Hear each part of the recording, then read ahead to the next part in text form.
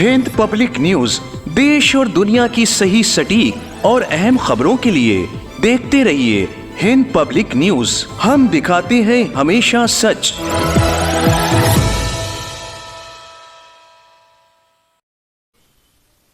नाजरीन, पल दो पल एक शायर के साथ के इस प्रोग्राम में आज हमारे साथ मौजूद हैं मुनफरिद और नर्म लहजे की मालिक और मुनफरिद ख़यालात रखने वाली शायरा हिना हैदर।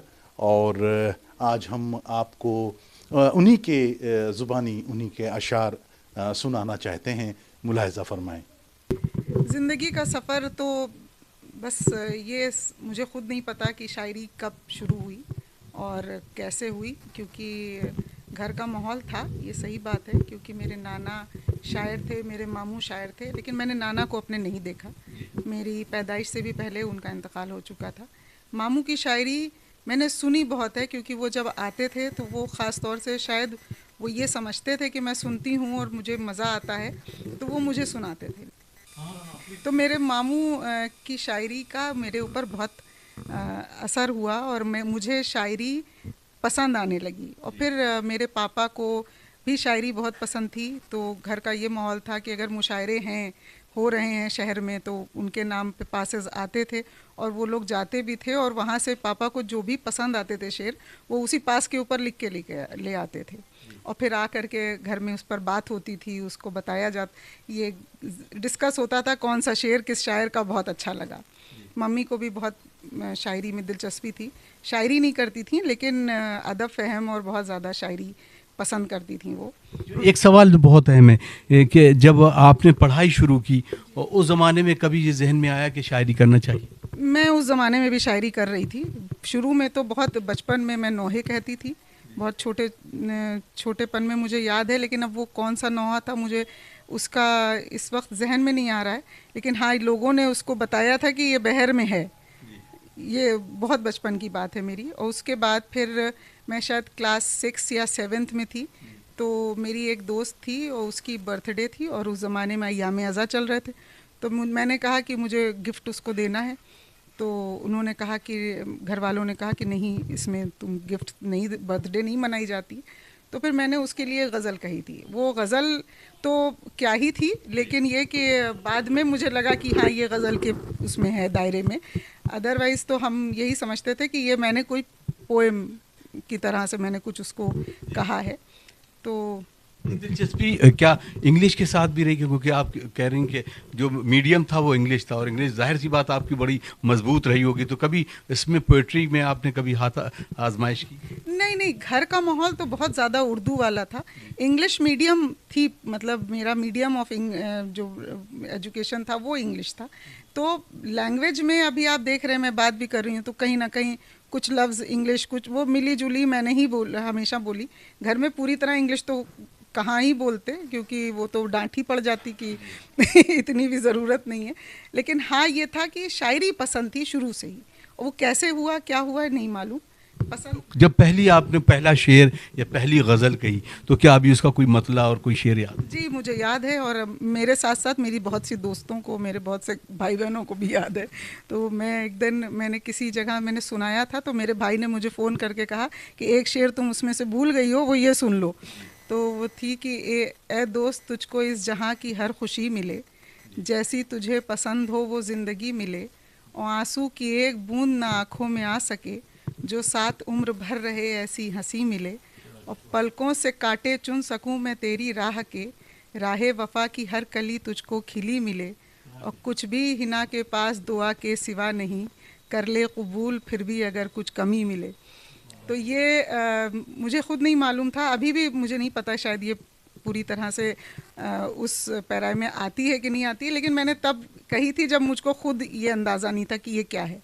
देखिए, शुरू में तो मुझे कोई ऐसा नहीं मिला, मामू से तो कहने की हिम्मत भी नहीं पड़ी, क्योंकि वो तो इतना उनका मेयार ऐसा था कि उनको अगर मैं कुछ हल्की फुल्की कुछ बताती तो शायद डांट ही पड़ जाती।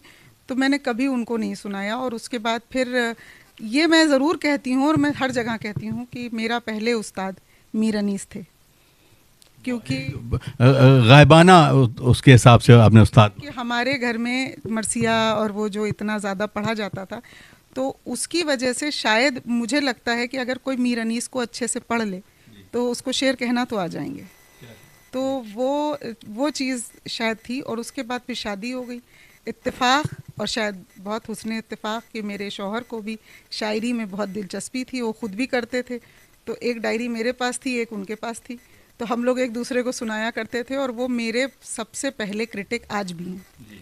अगर कोई शेर मुझे मैं कहती हूँ या कोई गज़ल कहती हूँ, तो वो कितनी भी मुश्किल काम कर रहे हों, कितना भी मसरूफ़ हों, अगर मैं उनको ये बता दूँ कि मेरी ये गज़ल हो गई है, तो वो सारा काम छोड़ के कहते हैं अच्छा पहले सुनाओ, और बहुत इंटरेस्टेड होकर के कहते हैं सुनाओ। और अगर वो वाह कहते हैं तो मुझे समझ में आ जाता है कि हाँ इसमें है कुछ जो, हाँ इस शेर मतलब ये कहा भी जाता है कि उस्ताद अगर किसी शेर पे सिर्फ गर्दन हिला दे तो समझ लो कि बहुत बड़ा उसकी तरफ से तारीफ। उस्ताद तो नहीं है, उस्ताद की बिना भी नहीं, लेकिन एक नक़ाद है। नक़ाद है, वो ये बता देते हैं कि ये शेर में कुछ दमखम है कि नहीं है।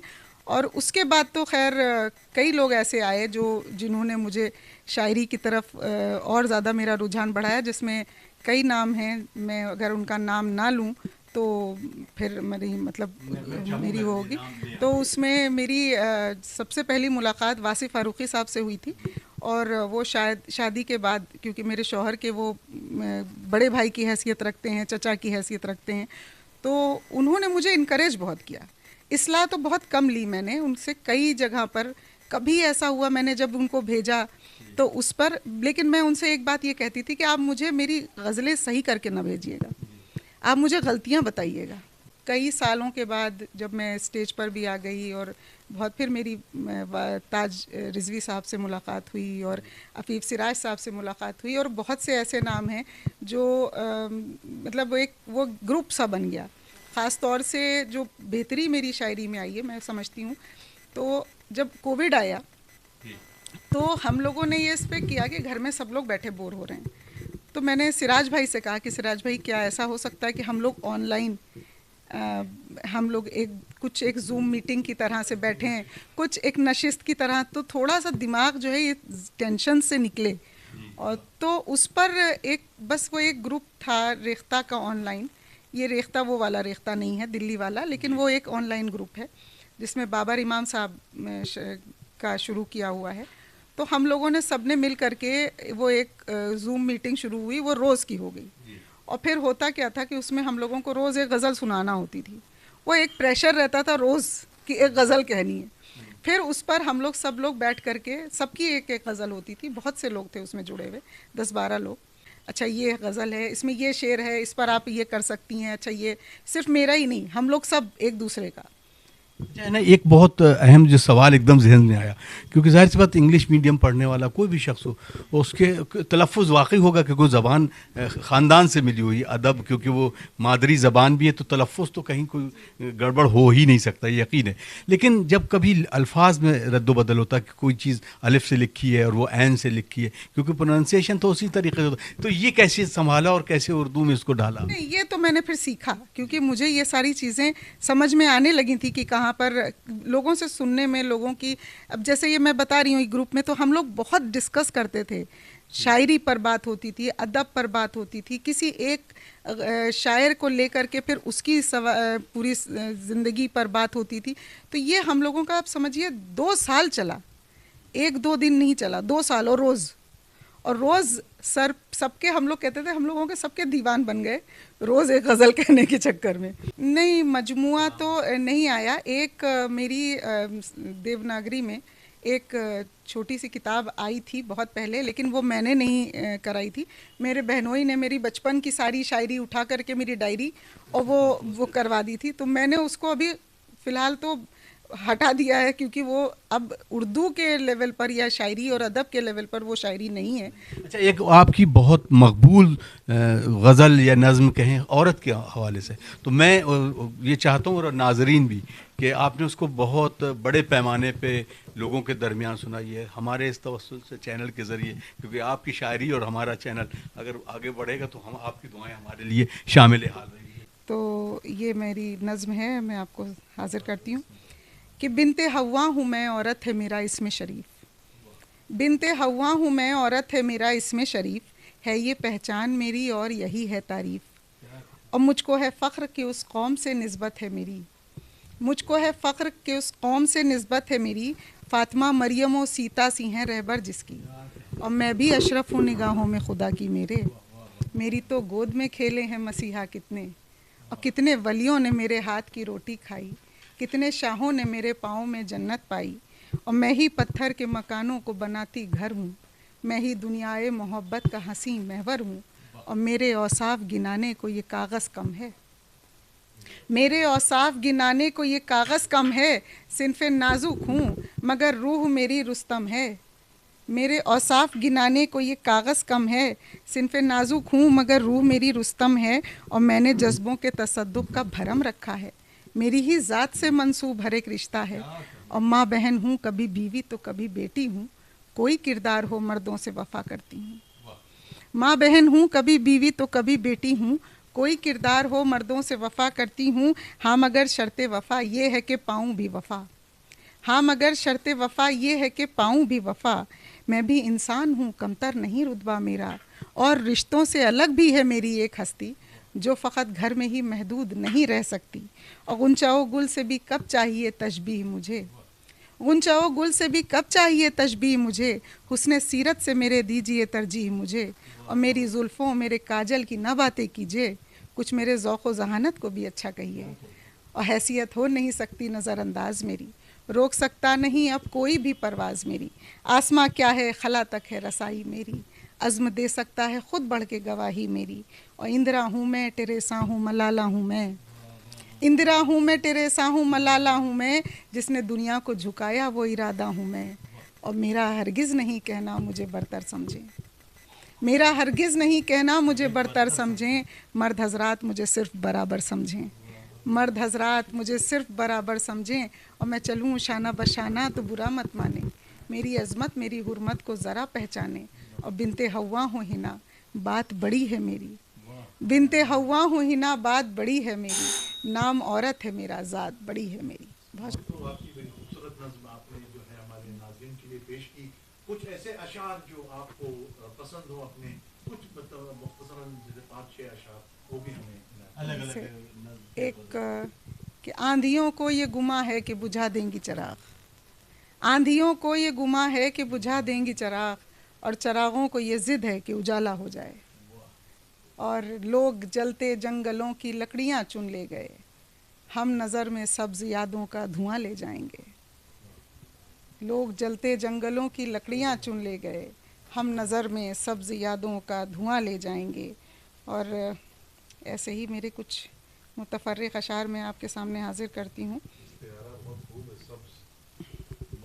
कि इश्क़ नादानों का है खेल हम ही कहते थे, इश्क़ नादानों का है खेल हम ही कहते थे, और फिर हमने ही एक रोज़ ये नादानी की, और फिर हमने ही एक रोज़ ये नादानी की, और वो गुल, एक शेर ये भी है कि वो गुल जो ताजो तख्त की ज़ीनत बने कभी, वो गुल जो ताजो तख्त की ज़ीनत बने कभी, सूखे तो एक मज़ार के काबिल नहीं रहे, और एक मज़ार के काबिल नहीं रहे। और एक ये शेर कि सब सारे घर का बोझ उठाने वाले को भी है मालूम, सारे घर का बोझ उठाने वाले को भी है मालूम, एक दिन बस एक कील उठा लेगी उसकी तस्वीर का बोझ। आदा शुक्रिया। बहुत शुक्रिया। सारे घर का बोझ उठाने वाले को भी है मालूम, एक दिन बस एक कील उठा लेगी उसकी तस्वीर का बोझ, और लिखने वालों खूब लिखो तुम लेकिन इतना ध्यान रहे, लिखने वालों खूब लिखो तुम लेकिन इतना ध्यान रहे, नस्लों को ढोना पड़ता है हर झूठी तहरीर का बोझ, नस्लों को ढोना पड़ता है हर झूठी तहरीर का बोझ। मैंने कम पढ़ा है शायरात को, ख़ास तौर से मैं इसमें मुझे कोई कहने में झिझक नहीं है कि मैंने कम पढ़ा है, लेकिन मैंने बानो दारा वफ़ा को पढ़ा है, अदा जाफ़री साहिबा को पढ़ा है, और शायद उनकी शायरी में और मेरी शायरी में थोड़ा सा फ़र्क है कि मैं औरत को बहुत मज़लूम नहीं समझती। मेरा मानना जो मेरी बिनते हव्वा है वो मैंने इसीलिए कही है कि मेरी जुल्फ़ों मेरे काजल की न बातें कीजिए, कुछ मेरे ज़ौक़ व ज़हानत को भी अच्छा कहिए, तो मैं औरत को मज़लूम नहीं समझती। थोड़ा सा फ़र्क है मेरी सोच में और उनमें, लेकिन ये कि बहरहाल उनकी शायरी ने मुझे कहीं ना कहीं इंस्पायर किया है और मुझे पसंद है। बाकी और भी हैं जो दौरे जदीद की भी कुछ शायरात हैं जो दौरे मतलब सामने तो नहीं आई हैं, लेकिन इफ़त तैयबा साहिबा हैं, बहुत अच्छी शायरा हैं, लेकिन वो सामने नहीं आई। तो उन सब की से मुझे बहुत इंस्पिरेशन मिली है और मैं कोशिश मेरी ये है कि मैं कुछ आगे और बेहतर कह सकूं, कुछ और कर सकूं। Sarwar Hussain, Hind public news, Lucknow.